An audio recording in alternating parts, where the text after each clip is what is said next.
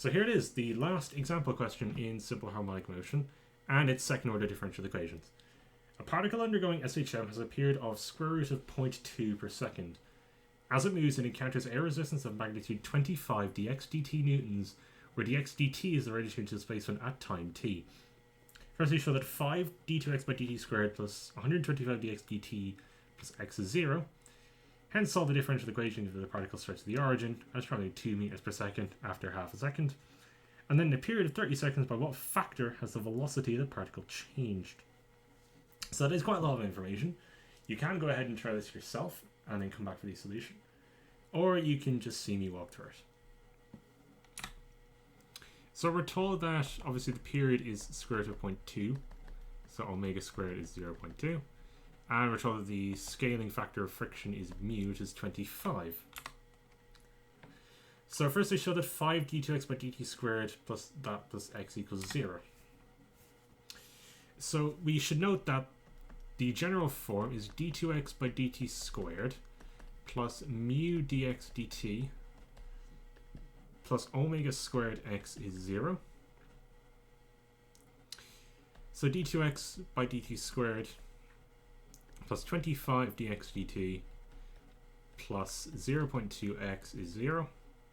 Then after timesing everything by 5,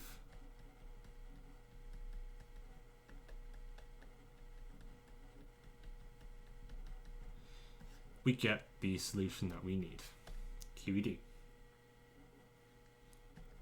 Now I have to be careful because I double checked. I only have one page for this, so I have to be quite careful with space.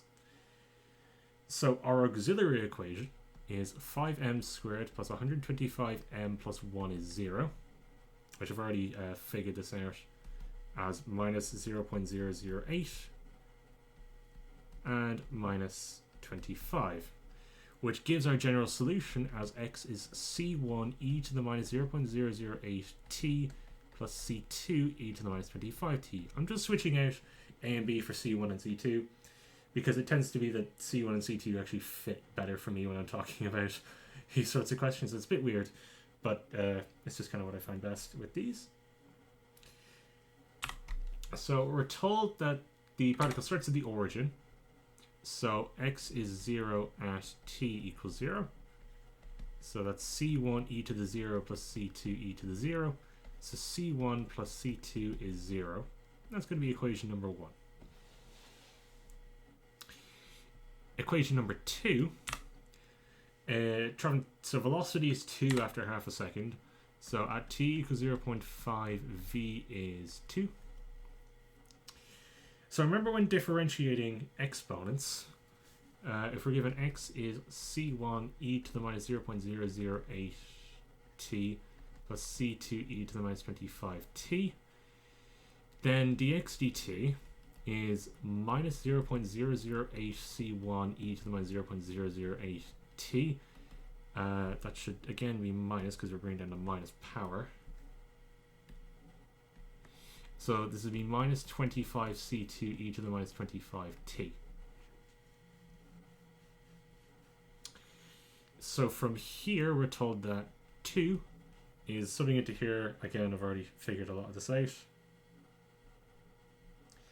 We have minus 7.96 times 10 to the minus 3 c1 minus 9.3 by 10 to the minus 5 c2. So you put in from here that c1 is negative c2.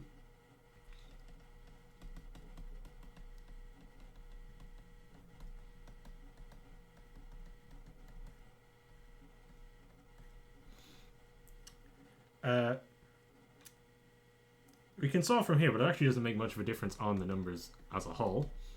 We get that this is minus 7.867 times 10 to the minus 3 c1. So c1 is minus 254 and c2 is just positive 254. Therefore, we can say that the full solution to our differential equation is minus 254 e to the minus 0.008 t plus 254 e to the minus 25t. Now, part 3 is essentially tracking its speed. So we can take the dx dt and just sub in what we know. So when we put C1 and C2 into here, we get 2.032 e to the minus 0.008 t minus 6,350 e to the minus 25t. Now at t is 0, again I've already preemptively figured this out, is 6,348, and at t equals 30, v is a rather measly 1.6. So just for a bit of context, 6,348 is about Mach 18, so 18 times the speed of sound, and 1.6 meters per second is paltrily slow. So if we do 1.6 divided by 6,348 is 2.5 times 10 to the minus 4, that's its ratio, and so the scale up is 1 divided by that, which I haven't actually figured out, is a scale up of about 4,000. So you can do 1.6 times 4,000, 6,400, this is roughly where it is, and so there's a scale up of 4,000 times.